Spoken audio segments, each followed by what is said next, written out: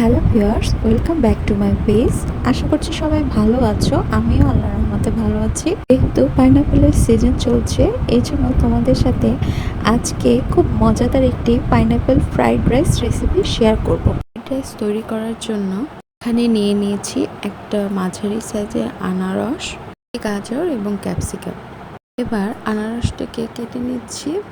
আর যেহেতু আমি ডেকোরেশনের জন্য এই আনারসের অংশটি ব্যবহার করব, তাই একদম পুরোপুরি না কেটে শুধু এর মাঝের অংশটুকু নিয়ে নিব। আপেল অনেকেরই অপছন্দের একটি ফল। আমিও ছোটোবেলায় এত পাইনাপেল খেতে পারতাম না, কিন্তু এর গুণাগুণ অনেক।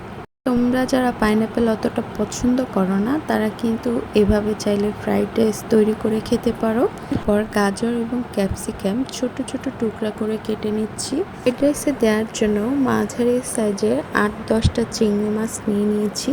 চিংড়ি মাছগুলো ফ্রাই করার জন্য একটু গোলমরিচের গুঁড়ো, একটু মরিচের গুঁড়ো, সামান্য লবণ, অল্প একটু সয়া সস আর সবশেষে 1 চা চামচের মতো কর্নফ্লাওয়ার দিয়ে মেখে নিব।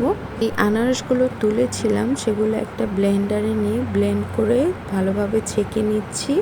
এই পাইনাপেলের জুসটা দিয়ে আমি কিন্তু ফ্রাইড রাইসের যে রাইসটা সেটা রান্না করে নিব। এখানে 1 কাপের মতো পোলার চাল নিয়েছি। এর ভেতরে এবার যে পাইনাপেলের জুসটা পেয়েছি সেটা দিয়ে দিচ্ছি। তারপর দিয়ে দিলাম 1/2 কাপ পানি।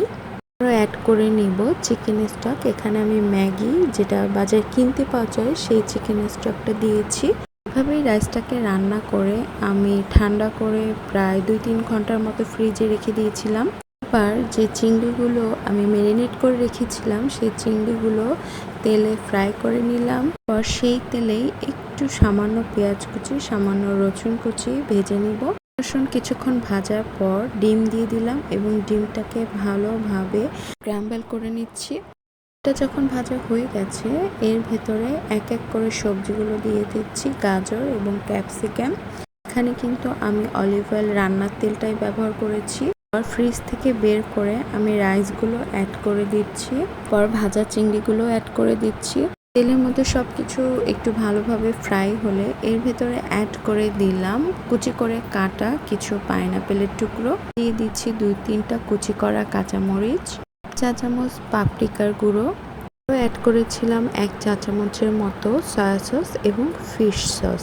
এরপর সব কিছু ভালোভাবে চুলায় ফ্রাই করে নিচ্ছি।